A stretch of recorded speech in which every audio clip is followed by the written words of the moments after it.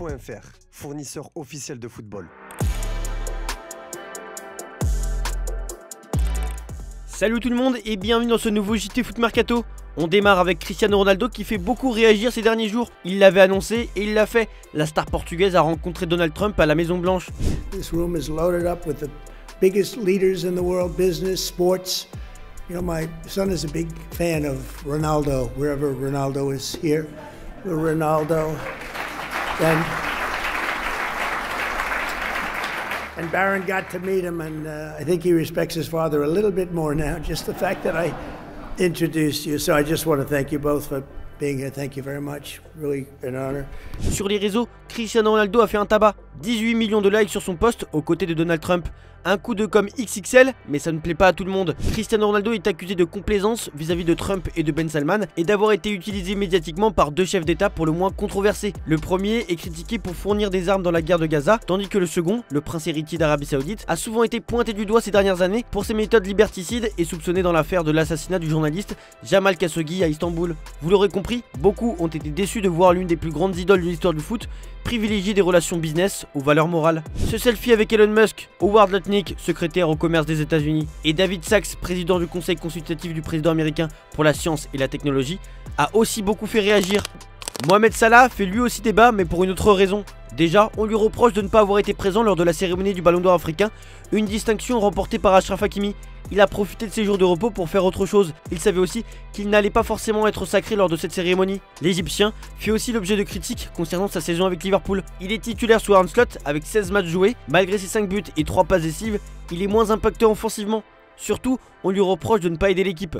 En Allemagne, on l'accuse d'être responsable des problèmes de Liverpool, qui est 8ème en Première Ligue. Il empêcherait aussi la parfaite intégration de Florian Wirtz dans l'équipe d'Arne Slot. Sportbild explique qu'il est frappant de constater qu'il a négligé Wirtz et qu'il n'a pas mis en valeur les autres recrues estivales, dont le coût total avoisine le demi-milliard d'euros. Salah a délivré 3 passes décisives cette saison, toutes menant à des buts et toutes pour des joueurs présents au club depuis plus longtemps. Salah devient un problème majeur de plus en plus important pour Liverpool et Florian Wirtz. Le Daily Mail ajoute qu'une campagne de dénigrement a été lancée là-bas contre Mo Salah, qui est considéré comme le boulet des Reds. Pourtant, Slot et Liverpool lui font encore confiance.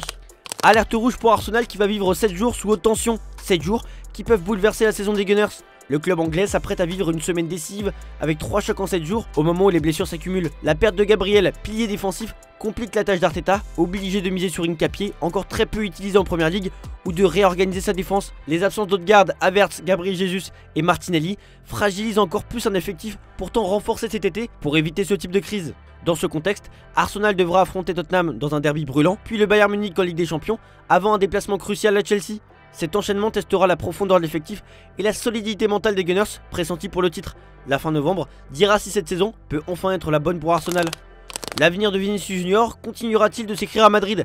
La tendance est plutôt négative puisque le contrat du joueur expire en 2027 et qu'aucun accord n'a été trouvé entre le Brésilien et les merengues. Les deux parties seraient même très loin d'un point d'entente et la relation compliquée de l'attaquant avec son entraîneur Xabi Alonso n'aide clairement pas. Comme l'indique Défensa Centrale, Florentino Pérez a déjà reçu des approches d'intermédiaires avec des sommes environnant les 100 millions d'euros. Des propositions aussitôt refusées par la direction merengue qui attend bien plus d'argent pour son joueur et ce même si son contrat arrive bientôt à expiration.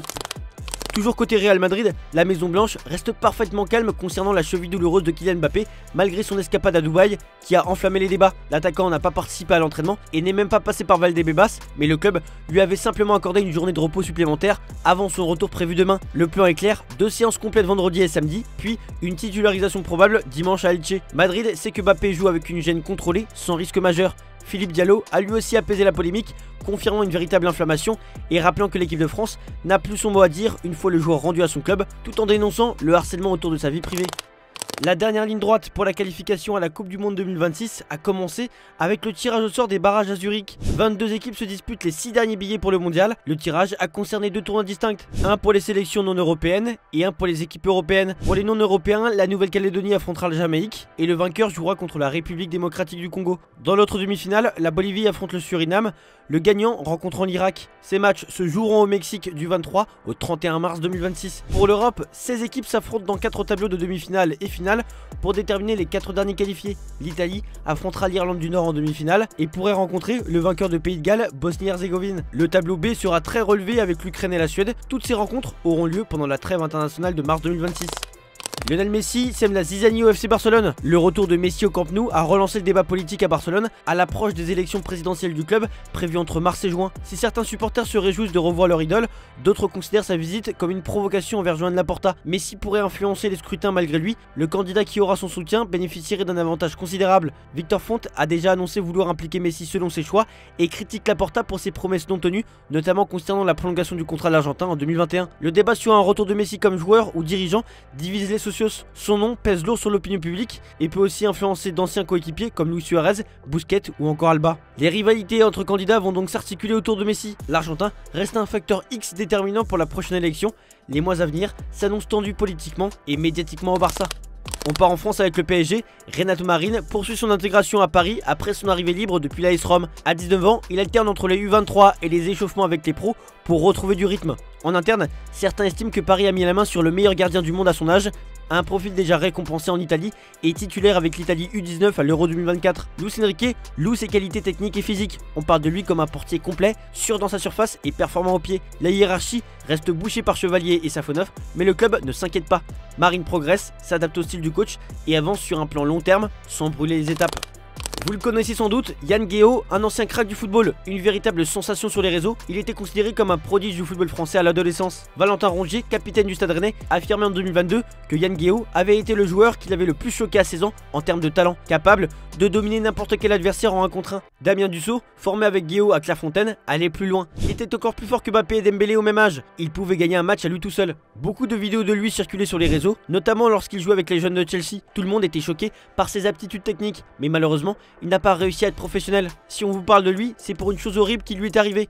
Une information judiciaire a été ouverte par le parquet de Créteil pour tentative de meurtre après l'agression à l'arme blanche de l'ex-espoir du football français dans la nuit du 9 au 10 novembre à Choisy-le-Roi. L'ancien milieu passé par les académies de Lille, Nantes et Chelsea a été grièvement blessé au thorax, il est toujours hospitalisé. 2 personnes ont été mises en examen, un homme pour tentative d'homicide et violence en réunion et une femme également pour violence en réunion, tandis qu'une troisième est témoin assisté pour les mêmes faits. Les 2 principaux suspects sont en détention provisoire.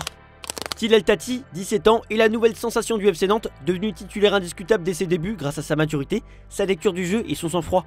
Auteur d'un début de saison impressionnant, il attire déjà les plus grands clubs européens.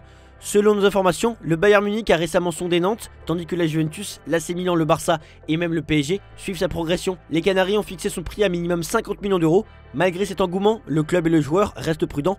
Encore un bac pro, Tati veut terminer sa première saison pleine en Ligue 1. L'objectif, continuer à se renforcer avant de viser un départ vers un très grand club. Dans les officiels désormais, l'OM fait le point sur ses 5 blessés après la trêve internationale. Facundo Medina pour une entorse à la cheville, Naïef Aguerd pour une pubalgie, Amine Gouiri une luxation à l'épaule, Ahmed Traoré lésion musculaire et Amir Murillo une lésion à la cuisse. Aucun délai de retour n'est précisé pour ces joueurs qui suivent des protocoles adaptés. Le club doit gérer un calendrier chargé avec des matchs contre Nice, Newcastle, Toulouse, Lille et l'Union Saint-Gilloise. La situation inquiète légèrement car l'OM reste en course pour la Ligue 1 et la Ligue des Champions. Le staff médical surveille quotidiennement l'évolution de chaque joueur. Pablo Longoria et Roberto De Zerbi restent prudents avant de réintégrer les éléments clés dans l'équipe. Ce jeudi, une vidéo de Mbappé a fuité sur les réseaux et a été partagée par As. On y voit un enfant arrêter l'attaquant et lui dire quelque chose d'assez drôle. C'est notre image du jour, on vous remercie pour votre fidélité chaque jour et on se dit à demain pour de nouvelles vidéos sur Foot Mercato. Ciao ciao. Mbappé, monsieur, Mbappé, please, Mbappé, est-ce que c'est blessé Lamine Yamal?